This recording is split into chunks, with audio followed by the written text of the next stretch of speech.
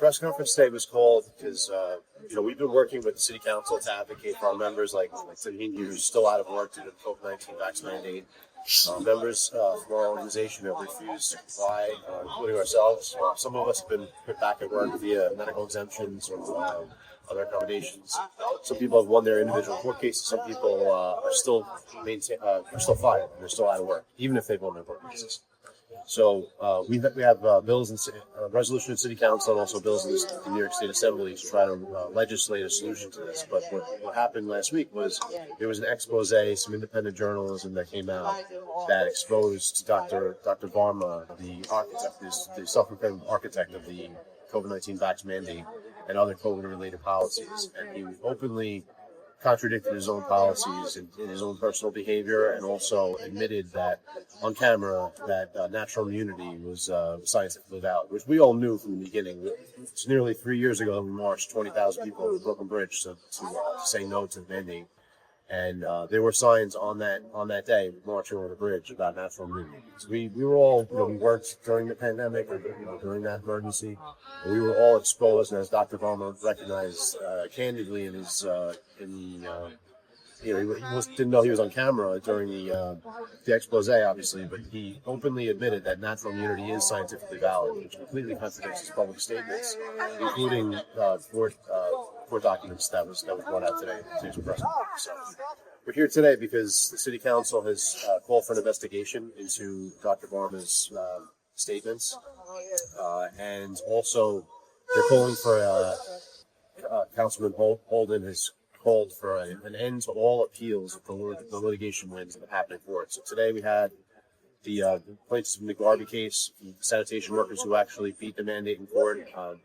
It was actually deemed arbitrary, capricious, and unconstitutional under the New York State Constitution. So that case is being appealed. Those members are still not back at work at their jobs. And we have members that are similarly situated from our group as well, that are like Tim has been fired for non-compliance and wants to come back to work again on a fire truck. And the city's preventing that by trying to attempt to coerce people to sign documents that would waive the city of legal liability and potentially other civil rights. So we're here today because this is a big news story that broke by independent journalists like yourselves that have actually been covering these stories along the way.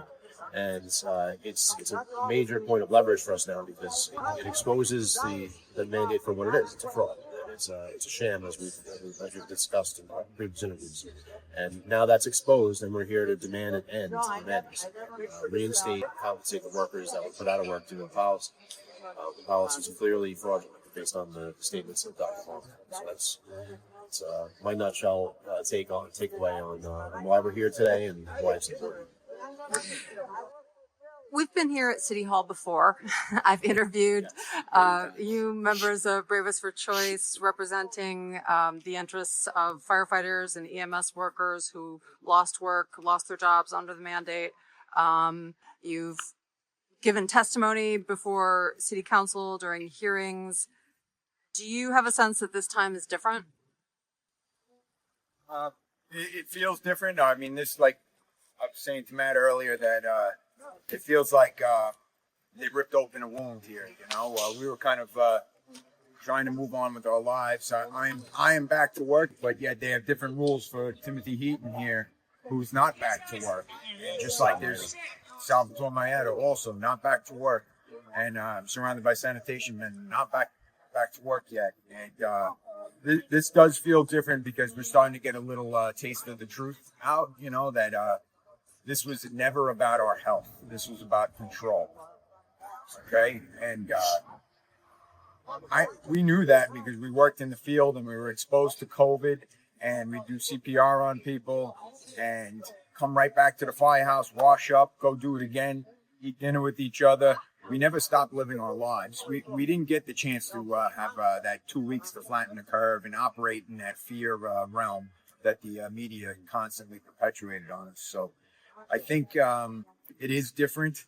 I think there's a little bit of truth coming out, finally. Stuff I knew all along, but a little bit of the truth is finally coming out. And hopefully we get people back like Timothy Heaton and Salvatore Maeda and many others that are out. And I think what we're going to say, people like Eric Adams, like that he had his chance when he came to office to lift these restrictions. He'll claim that this wasn't his administration, but yet he's still not stopping the bleeding. There's people in the street, like when we go on runs, we address the issues, we find solutions. This guy is just still allowing New Yorkers to bleed out, hemorrhage their savings and, just basically die, he's okay with it, and I'm not okay with it. So that's why I'm here to talk to you at City Hall. Thanks.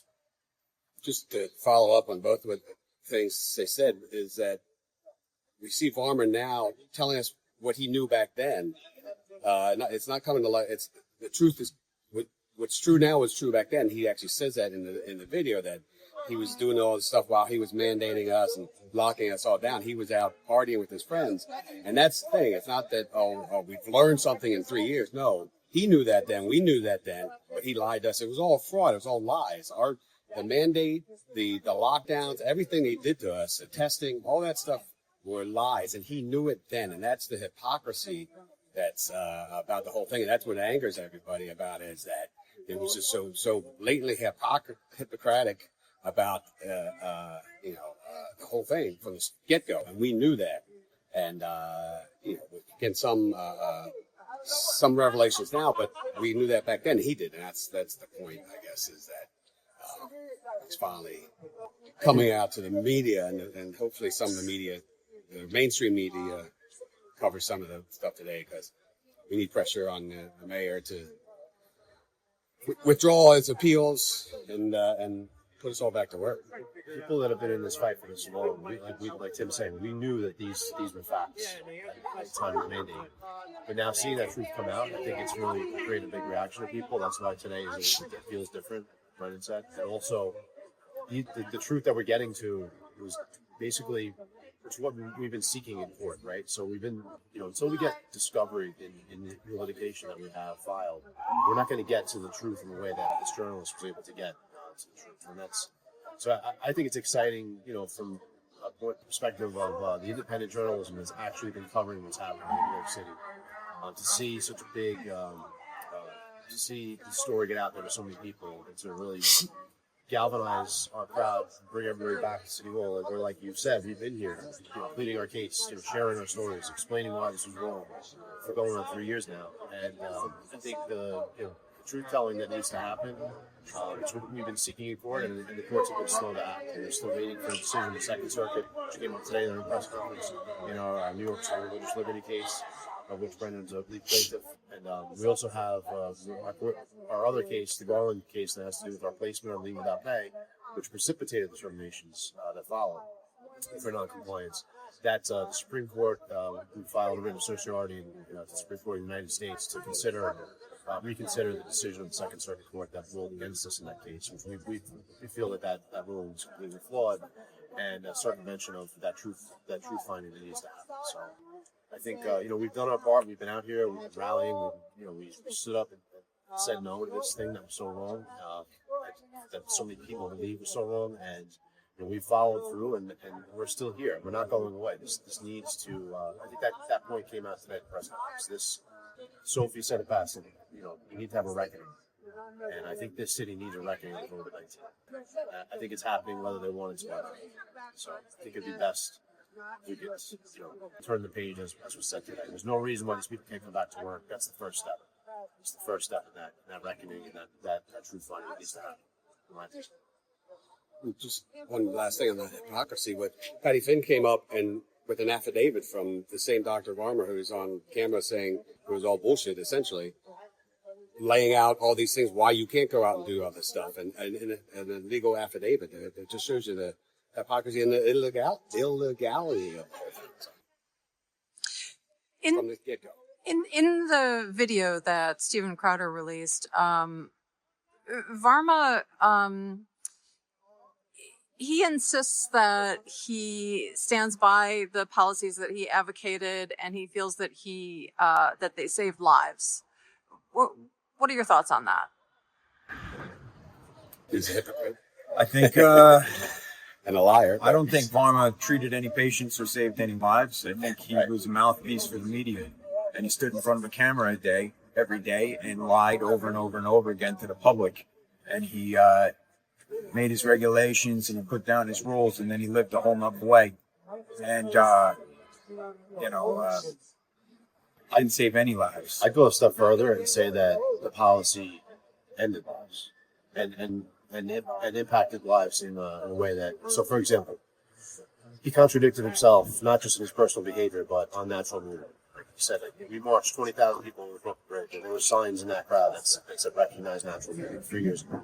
So the revelation of his expose is that he knew that the natural immunity was scientifically valid. And we demanded from day one that it be recognized. We were all out there working on sick people.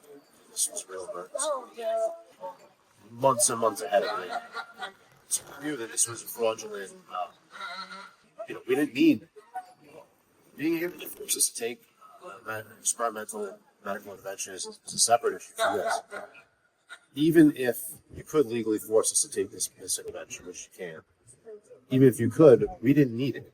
There should have been a contraindication for all of us that were exposed. Use the word exposure, not necessarily, most New Yorkers at that point were exposed to COVID-19, especially people in first responders. We were hyper exposed. So we already had the exposure to the virus that supposedly these shots were supposed to give.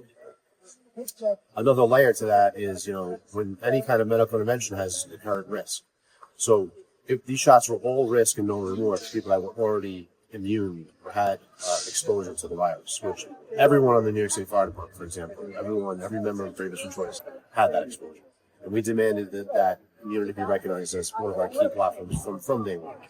So unfortunately, there's been a lot of adverse reactions to these shots, right? So some of us have qualified to come back to work through a medical exemption by proving that we had a severe allergy to known components within the CDC guidelines for contraindication, for example.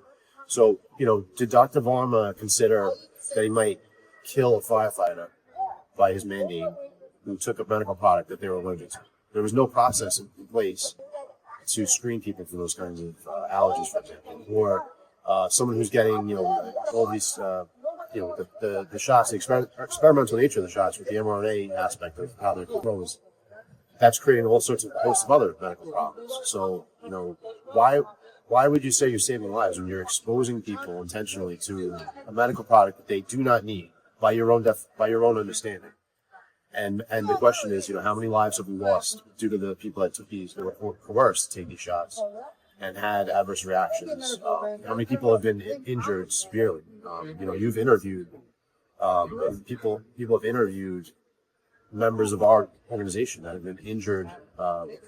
People that have myocarditis now because they're unable to work, they're disabled, and they're unable to fight fires because of this policy. So I would go a step further and say not only did he not save lives, he endangered lives by this policy. All right. Any final words for New Yorkers about this?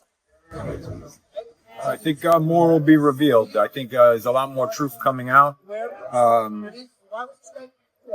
Talk with Crowder, and more's going to be revealed, and the veil's going to be lifted, and we get to see that we're on the right side of history. As they say, facts are a stubborn thing. So a fireman. 100%.